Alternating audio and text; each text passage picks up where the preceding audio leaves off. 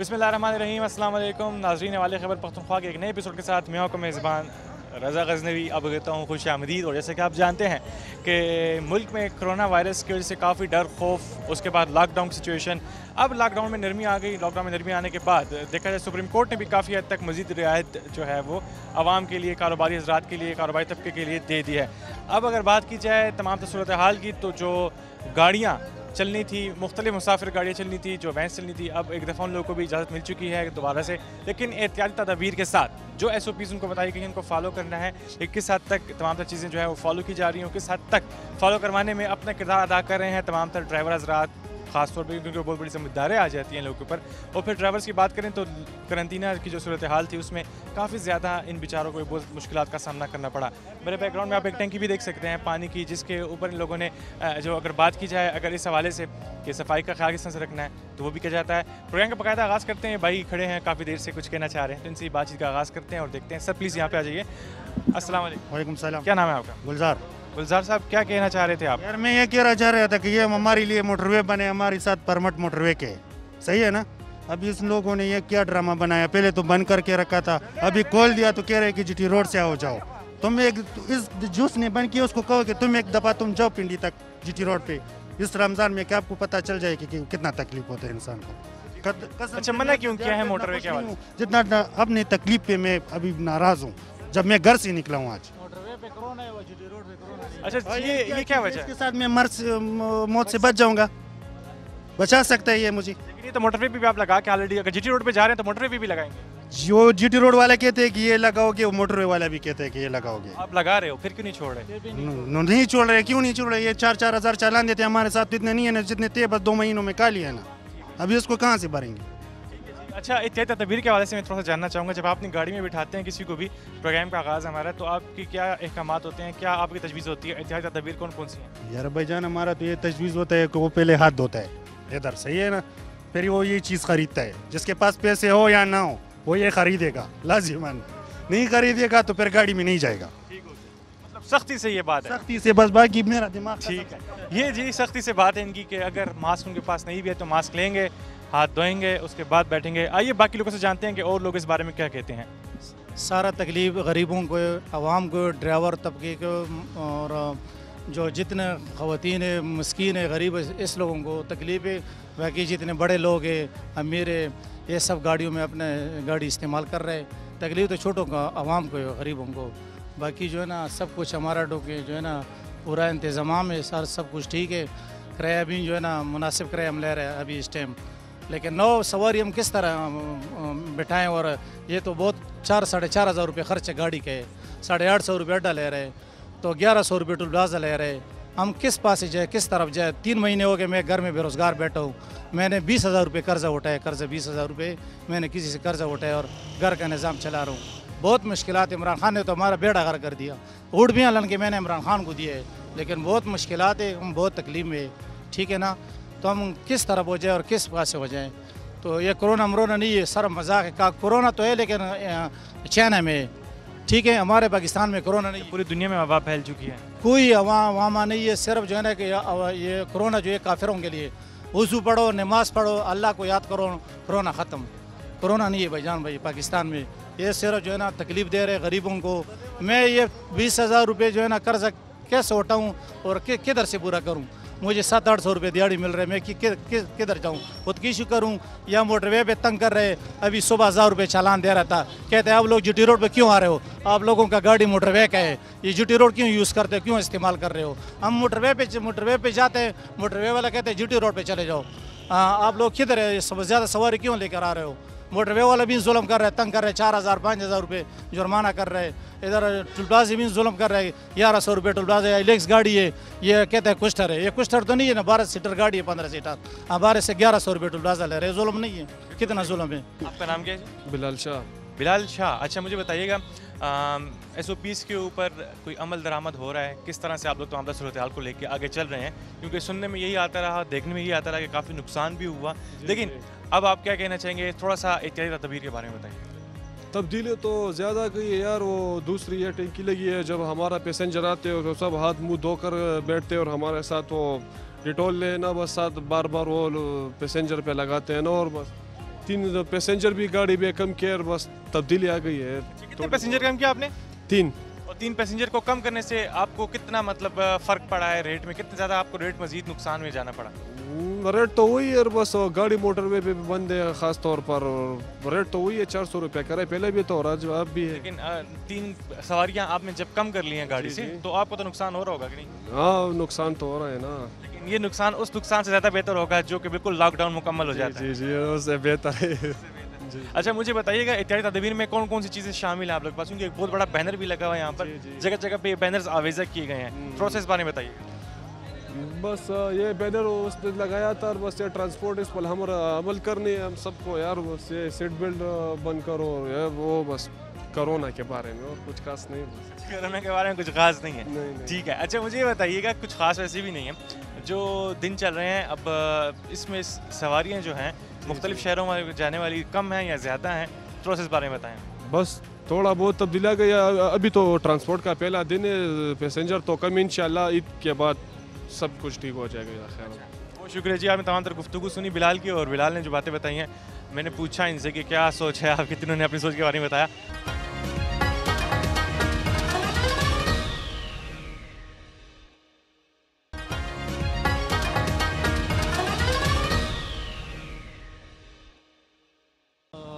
असल बात यह है कि ये सब कुछ जो है हुकूमत के ऊपर होना चाहिए। अगर कोई बंदा मुसाफिर है, मतलब जहाँ से वो सफ़र करना शुरू कर देते हैं, तो इंसान और अल्लाह के इरादे एक नहीं होते। क्यों कि कोरोना जब पाकिस्तान में आ गया, पाकिस्तान एक गरीब मुल्क है। जिस तरह आम लोगों, आम मुल्कों में, आम सुपर ताकतों में जो चल रहे, जो वबा फैली हुए हैं, वो सारे पाकिस्तान की तरफ ही है, अफ़गानिस्तान की तरफ है, इंडिया की तरफ है, हर मुल्क की तरफ वो फैली हुए है। मगर हमारी तावन हुकूमत के साथ ये होना चाहिए कि जो हुकूमत हमें बता रहे उस पर हमें अमल करना चाहिए। बेशक वो बच्चा हो, बेशक वो बुढ़ा हो, बेशक वो ज़रा लेडीज़ हो, जो भी हो, मगर हुकूमत जो कुछ कह रहे वो हमारे अमल के लिए कह रहे, इसलिए कह रहे हैं कि हम उस वबा से निकल जाएं। अच्छा, मुझे बताइएगा कि आप खुद क्या मुसाफिर हैं इस वक्त या ड्राइवर हैं, क्या सिलसिला है? मैं इस टाइम इसी कायनात का अड्डे का ड्राइवर हूँ, गाड़ी चलाता हूँ। और यहाँ भी सुबह मैं पिंडी से आया हूँ, मैं रहता भी पिंडी में हूँ। तो पिंडी से हम जिस टाइम निकले हुए हैं, वहाँ पे सैनिटाइज़र और मास्क और ये चीज़ जो 103 की जो दफ़ा लगाए हुए थे, हुकूमत ने जो बताया हुआ था, वो हमें बिल्कुल इंशाल्लाह उसी हिसाब से हम चल रहे हैं। और पिंडी से हमारा वही हिसाब था जो हमारे मुंशी हज़रात थे, जो हमारे अड्डे का मालिकाना हज़रात थे, जो हुकूमत ने जो भी 130 बताया हुआ था, उस पर अमल कर करके हम पेशावर पहुँचे हुए यहाँ पे। मुझे बताइएगा, एक सोशल डिस्टेंस की बात हो रही है, मतलब फासला रखना है, ठीक है? थोड़ा सा नाज़रीन को देखिएगा हमारे कैमरे की तरफ। अच्छा, तो मैं जानना चाहता हूँ, जो एक सिलसिला है, आप लोगों ने गाड़ी में 3 सवारियाँ भी कम कर दी, मज़ीद अब जगह खुली कर दी गई है ताकि लोग आसानी से बैठ भी सकें और सोशल डिस्टेंस भी मेंटेन रहे। लेकिन जो लोग मास्क लगाए बगैर गाड़ी में बैठ रहे हो या कुछ हो, फिर आप लोग क्या करते हैं? असल देखो, ये मैंने पहले आपसे अर्ज़ ये किया हुआ है ना कि ये वबा है और पूरा दुनिया में फैली हुए है। सिर्फ पाकिस्तान हमारे मुल्क में नहीं है, ये पूरा दुनिया में फैले हुआ है। और जो दुनिया में जो अवाम जिस हिसाब से चल रहे हैं, इसी तरह हमारे अवामों को भी करना चाहिए कि जो हुकूमत हमें हिदायत दे रहे उस पर हमें अमल करना चाहिए। 130 पे हमारा अमल लाजमी है, ज़रूरी है। अगर हमने फासिला रखना है तो वो हमारे पैदे के लिए कह रहे। अगर एक बंदा हमारे साथ जोड़ रहे और जोड़ के हिसाब के हमारे साथ सीट में भी बैठ रहे और भी उसके साथ तो जो हमारे चल रहे, वो हुकूमत के तरीक़ाकार पे हम नहीं चलेंगे तो लाजमी बात है, फिर वबा तो फैलेंगे ना। यहाँ से हम घर लेके जाएंगे, बच्चों के पास लेके जाएंगे, बीबी के पास लेके जाएंगे, ये तो है। सोशल मीडिया में अगर कोई बात फैली हुई है और कोई चल रहे तो उन बंदों के फ़ायदे के लिए कह रहे। ये तो नहीं है कि मतलब आपको कोई बात कर रहे या हुकूमत कोई बात कर रहे तो हुकूमत कोई बेवकूफ़ तो नहीं है। हुकूमत अगर आपको कुछ कह रहे उस पर हमें अमल करना चाहिए। 130 पे भी हमें अमल करना चाहिए। और हमने 2 सवारी कम किए हुए गाड़ी में, 13 सवारी बिठाते हैं। पहले जो 4-4 सवारी बैठती थी एक सीट पे, उसमें हमने 3 बिठाने। हमने सैनिटाइज़र की भी उसको इस्तेमाल करने के लिए बोले और कर रहे हैं। हर पैसेंजर कर रहे हैं, अल्लाह का शुक्र है। हमने मास्क पहनने के लिए कर रहे हैं, वो भी कर रहे हैं। और इंशाल्लाह हमारी यही उम्मीद है और यही हमारी इंशाल्लाह तौफीक है कि हम हुकूमत के साथ चल कर के एक मोहब्बत की, प्यार मोहब्बत के साथ मतलब उसके साथ मिले और उनके साथ जो है जो हमारा जो डील है, हुकूमत की जो डील है वो हुकूमत को पूरा करे, गरीब आवाम को जो डील है वो गरीब आवाम पूरा करे। ये नहीं है कि सिर्फ हुकूमत कह रहे कि यार आप ये करें और आप जो दौड़ लगा करके जो सेट पे खड़ा हो जाए। नहीं, अगर हुकूमत आपको कह रहे कि ये करो, हुकूमत के साथ चलो। हुकूमत जो कह रहे वो सही कह रहे, गलत नहीं कह रहे। हमें भी फ़र्ज़ बनते हैं कि हुकूमत के कहने पे हम चलें, हम उसकी ताउन के हिसाब से चले। और दूसरा ये कि बीमारी सिर्फ मुसलमान भी नहीं है, ये हर किस्म। अच्छा, मैं आपसे एक आखिरी सवाल करना चाहता हूँ, लॉकडाउन में मज़ीद नरमी होनी चाहिए, क्या होना चाहिए? अब सिचुएशन किस तरह देखना चाहते हैं आप, क्या उस तरह से हो जानी चाहिए? देखो भाई, बात ये है ना कि अगर हम नरमी चाहते हैं या मतलब हमें सहूलत कोई चीज़ की भी दिल करना चाहते हैं कि यार हमें सहूलत मिल जाए, तो जो हुकूमत कह रहे हैं उस पर अमल करना चाहिए। जी, बात यहाँ पे इन्होंने ख़त्म कर दी है कि जो चीज़ हम लोग अगर सहूलत चाहते हैं, नरमी चाहते हैं, तो जो हुकूमत कह रही है उसको भी सुनना चाहिए और साथ साथ उस पर अमल दरामद भी करना चाहिए। आइए कुछ और लोग भी खड़े हैं, उनसे थोड़ी सी बातचीत का सिलसिला जो है वो मज़ीद आगे बढ़ाते हैं। जी नाज़रीन, थोड़ा सा जो गपशप सिलसिला उसको आगे बढ़ाते हैं। बात यही होगी कि लॉकडाउन, बात यही होगी कि नरमी के बाद क्या सूरत हाल है, बात यही होगी कि क्या सिलसिला चलना है आगे, क्योंकि जो सिलसिला है मुसाफिरों के हवाले से काफ़ी ज़्यादा पहले मुश्किलात थी, अब काफ़ी हद तक जो है उनको फैसिलिटेट करने की कोशिश की जा रही है, लेकिन सारी फैसिलिटेशन में SOPs का जो एक सिलसिला है जो फॉलो करना है वो किस हद तक किया जा रहा है, इसी बारे में थोड़ी सी मज़ीद बातचीत करते हैं। यहाँ पे हम लोग इस वक्त हाजी कैंप अड्डे पेशावर में ही मौजूद हैं और यहीं पर थोड़ी बातचीत का सिलसिला जो है मज़ीद आगे बढ़ाते हैं। अस्सलाम वालेकुम। बिस्मिल्लाहिर्रहमानिर्रहीम। अस्सलाम वालेकुम। भाई क्या नाम है आपका? साजिद। साजिद, मुझे बताइएगा, बाकी साथियों से भी आपकी गपशप लगी है और उन्होंने बताया कि थोड़ी सी जो सीट्स का सिलसिला था उसमें फासला रखने के लिए 3 सवारियाँ जो हैं वो कम कर दी गई, ठीक है। जो इस वक्त एहतियाती तदाबीर के बारे में कहा गया है, बैनर साहब लोग जगह जगह पे आवाज़ें हैं, क्या कहना चाहेंगे आप, कैसे रोशनी डालना चाहेंगे? हम ये कहना चाहेंगे कि हमारे 3 सवारी कम हो गए, अभी भी मोटरवे बंद है, हमारे सर्विस जो है ना GT रोड पे जा रहे हैं, फुल मोटरवे भी नहीं हम यूज़ कर सकते, इसलिए यूज़ नहीं कर सकते। अभी भी पंजाब में मसले बने कि आप लोग सवारी 9 करके या 10 करके सवारी ले आए। हमारे यहाँ से इन गाड़ियों का ये फिल्म नहीं बन रहा था, तो इसमें तो हमारा तावान था कि 9-8 सवारी बैठा के हम पिंडी जाए या पिंडी से वापस पेशावर आए, तो इसमें गाड़ी को या ड्राइवर को कोई भी नहीं बचता। तो अभी अड़ी वाले के जो बड़े हैं ना, उसने ये फैसला किया कि 13 सवारी हम बैठाएँगे और 400 रुपये कराई लेंगे। और सरकारी जो हुक्मनामा या जो रेट लिस्ट होती है या किरायानामा जो होगा वो कितना है? उसका तो लोग बता रहे कि 320 या 350 तक वो बता रहे, लेकिन वो 15 सवारी का बात हुआ था कि 15 सवारी आप लोग बैठाओगे और हम आपको 350 रुपये का किरायानामा देंगे। मतलब अगर 2 सवारी नहीं बिठाए तो 650 रुपये का नुकसान है उस तरह से। तकरीबन हमें 650-800 रुपये का तावान है, दोनों तरफ से हमें 1600 रुपये का तावान। हाँ, दोनों साइड से 1600 का तावान बनता है इन लोगों को, ठीक है जी। अच्छा, हुकूमत ने फासले के लिए इससे हमने ये 2 सवारी कम कर रहे कि ये फासला हो इस सवारी में, ये मरज़ जो है ना थोड़ा सा इसमें चेंजिंग आए तो। अच्छा, एक चीज़ है, जिस तरह से नॉर्मल रूटीन में होता था, बहुत ज़्यादा मुसाफिरों का रश होता था और ख़ासतौर पर पेशावर हाजी कैंप अड्डा, यहाँ से तो हर 5 मिनट बाद एक गाड़ी निकल रही होती थी, इतनी ज़्यादा तादाद में लोग इस्लामाबाद, मर्दान, सवाबी, मुल्क के मुख्तलिफ हिस्सों तक जाते थे। लॉकडाउन की वजह से सारे लोग परेशान थे और अभी भी सारे लोगों को कोई घर से नहीं निकले, कह रहे कि 2-3 दिन बाद ईद है, जब ईद हम गुजारेंगे तो उसके बाद निकलेंगे, तो ईद के बाद इंशाल्लाह ये सिलसिला अच्छा होगा इंशाल्लाह जी, हम भी उम्मीद करते हैं। अच्छा, जो आप लोगों ने अब इत्यादि तदबीर के हवाले से थोड़ी सी रोशनी डालते हैं कि आप किस तरह से जो है इस चीज़ को अमल दरामद में अपना जो है किरदार यकीनी बना रहे हैं, क्या करते हैं जब कोई मुसाफिर आपकी गाड़ी में आ रहा होता है या बैठना चाह रहा होता है, उससे पहले क्या तरीक़ाकार अपनाते हैं? उससे पहले हम उसमें वाश करते हैं इसका, ये हमने इसके लिए वो डिटॉल और दूसरे जो हाथ धोने का वो सैनिटाइज़र वो हमारे साथ है, हमने उसमें एक चीज़ में बना रखा है। जब सवारी बैठते हैं उससे थोड़े 10-15 मिनट पहले हम सीटों पे, सारी सीटों पे उसको करते, तो इंशाल्लाह से हमारी सवारी भी अच्छी होगी और हमें भी। तो हाथ धोने का इंतज़ाम भी आप लोग के पास मौजूद है जगह? हाँ, हाथ धोने का इंतज़ाम भी, उसके साथ साबुन वगैरह भी पड़े, तो ये सिस्टम हमारा सही है स्टैंड का।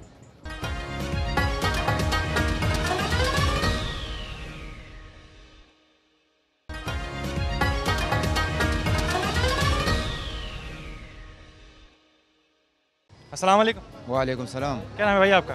नसीर मोहम्मद। नसीर?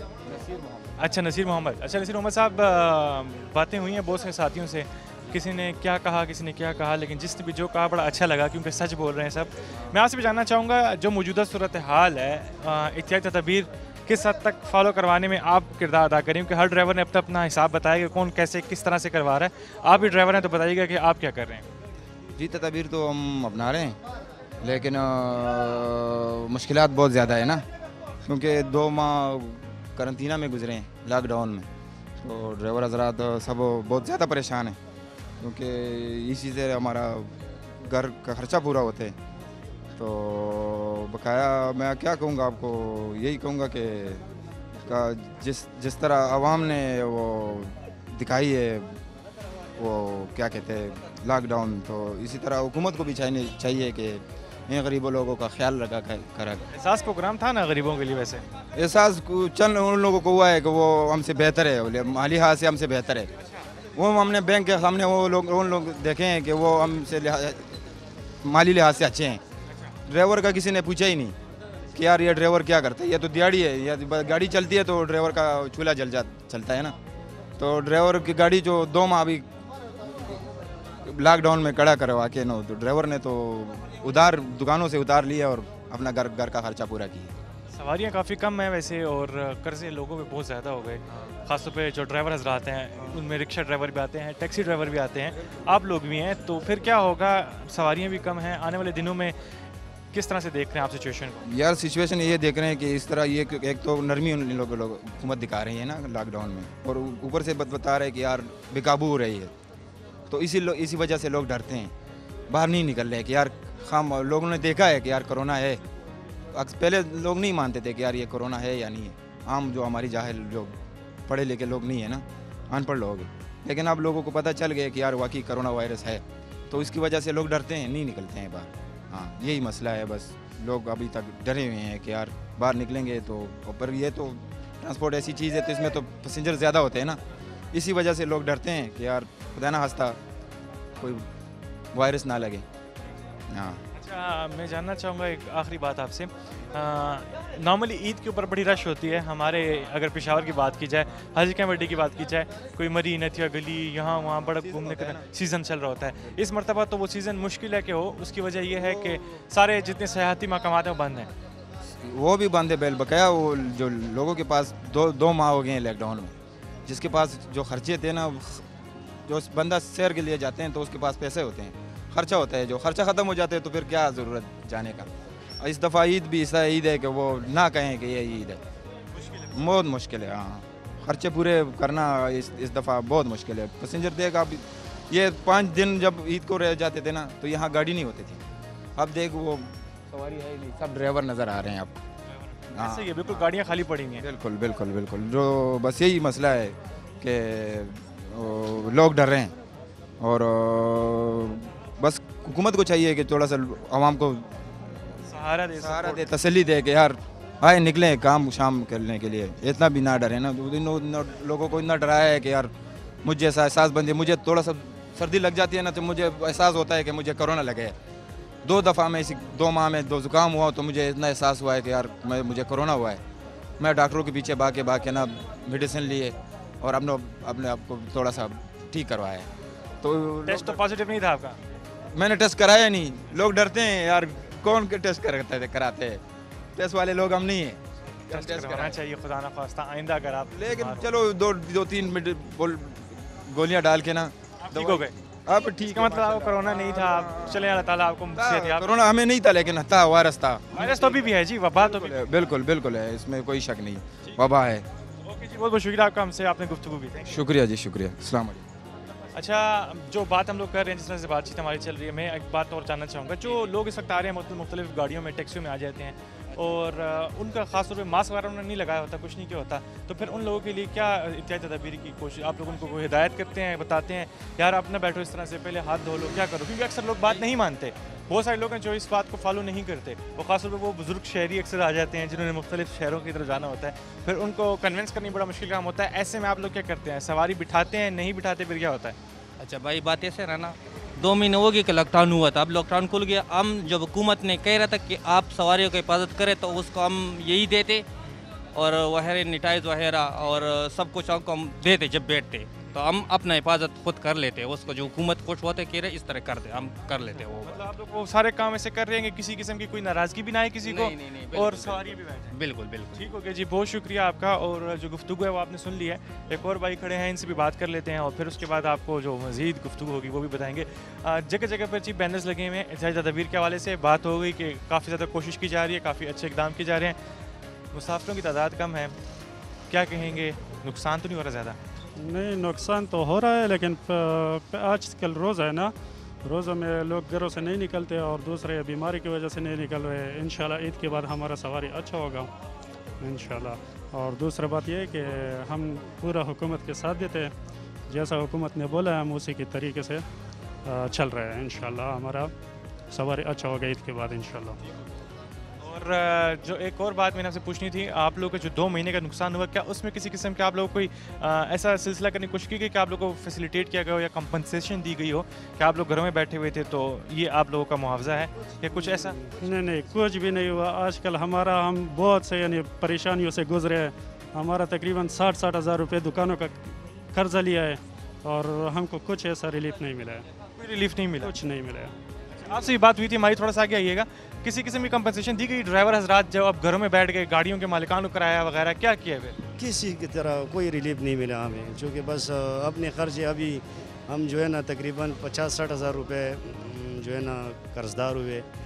तो इसी वजह से कि हमारा गाड़ी खड़े थे और ना मालिकों ने हमें कोई ऐसा रिलीफ किया कि देते, मालिक भी सारे देते लेकिन सारे मालिक तो नहीं देते ना।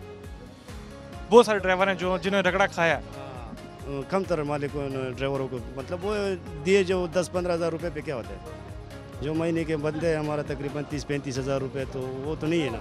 तो 15-20 या 10-15 हज़ार रुपये पे हमारा कोई गुजारा नहीं था। कोई रिलीफ हुकूमत की साइड से हमें नहीं मिला है कि हम आपको बताएं कि यार हमें हुकूमत ने पैसे दिए, वो कुछ भी नहीं है। वो एहसास प्रोग्राम वो क्या है वो उसने चालू किया, उसमें भी कुछ पता नहीं।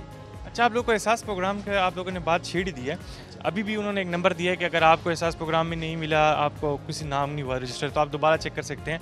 मेरा मकसद ये है कि ड्राइवर हजरात आपके ख्याल में एहसास प्रोग्राम के अहल थे कि उनको मिलता? क्यों नहीं अहल थे यार? तो ये फिर एहसास प्रोग्राम वालों को क्यों नहीं पता इस बात का? तो ये सारे ने एंट्री की है लेकिन जब मैसेज करते हैं वो बोलते हैं जान पड़ताल के लिए हम आएगा। तो जान पड़ताल क्यों, किस वजह से यहाँ जान पड़ताल होता है? और वही है जांच पड़ताल की नहीं? जान पड़ताल अभी तक किसी ने कोई आया नहीं है। पड़ा है। इस वजह से जान पड़ताल होता है। कोई आया नहीं है अभी तक। कोई आया ही नहीं है, लेकिन कहा गया था कि जांच पड़ताल की जाएगी। हाँ, यानी हर वो बोलते हैं कि जिसका पासपोर्ट होता है उसको नहीं मिला, जिसके ऊपर ज़मीन लिखा होता है ज़मीन इंतकाल वो नहीं देता, जिसके नाम पे गाड़ी होता है उसको नहीं देता। तो ये किसको मिलता है? वैलिड क्वेश्चन है जीज भाई का कि किसको मिलता है फिर? ये तो हर आदमी के साथ यानी पासपोर्ट बने, और वो किस वजह से बने कि गरीब आदमी है, वो बाहर जाने के लिए अभी तक कोई गया नहीं है बाहर, लेकिन सिर्फ पासपोर्ट बनाया है। पासपोर्ट बनाया और अभी तक कोई गया नहीं है। हर आदमी ने बैल बकरी वो बेच के पासपोर्ट बनाया है। पासपोर्ट तो इसलिए लोगों ने बनाया कि यार हमें कोई भिजवाते उम्रे पे या मतलब कोई वीज़ा करते हमारे लिए, अपने तो नहीं कर सकते, तो इसलिए हमने पासपोर्ट या वगैरह बनाए। जब इस लोगों ने ये शर्त रखा है कि आप लोगों ने पासपोर्ट बनाए तो आप लोगों ने बाहर मुल्कों में बहुत सारे कमाए होंगे। अच्छा, खुदा न ख्वास्ता अगले हफ्ते या 1 महीने बाद खुदा न ख्वास्ता अल्लाह ना करे दोबारा लॉकडाउन हो जाता है, तो आप लोग फिर क्या सोच रहे हैं? फिर मिलेगा कुछ एहसास प्रोग्राम या कुछ? बात सुनने मेरे भाई, यकीन तो नहीं है लेकिन अल्लाह पे छोड़ते सब कुछ। अल्लाह है, अल्लाह हमें रखेंगे।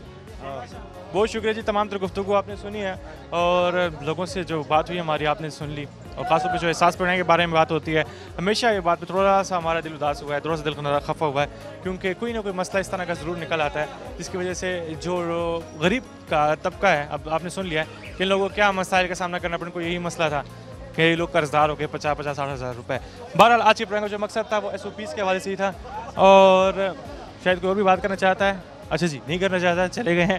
तो नाज़रीन, प्रोग्राम जो था हमारे इसी हवाले से था, अहवाल खैबर पख्तूनख्वा के, जहाँ पर बात की जाए अगर SOPs के हवाले से, जहाँ पे इत्तेहाद तदबीर के हवाले से बात की जाए, तो इस वक्त जो अड्डों पर ड्राइवर हज़रात मौजूद हैं, जो बाकी स्टाफ, जो बाकी अमला मौजूद है, वो कोशिश कर रहे हैं कि वो जल्द से जल्द जो है इस तमाम तर सूरत हाल को मज़ीद बेहतर करने में अपना किरदार अदा करें। हैंड सैनिटाइजर्स यूज़ हो रहे हैं, जगह जगह पर हाथ धोने का इंतज़ाम, हाथ साफ़ करने का इंतज़ाम लोगों ने, जितने भी हैं मुसाफिरों ने मास्क जो हैं वो यूज़ कर रहे हैं। इसी बात के साथ प्रोग्राम का टाइम इख्तिताम पज़ीर हुआ। अपना ख्याल रखिएगा। अल्लाह हाफ़िज़ और पाकिस्तान पाइंदाबाद।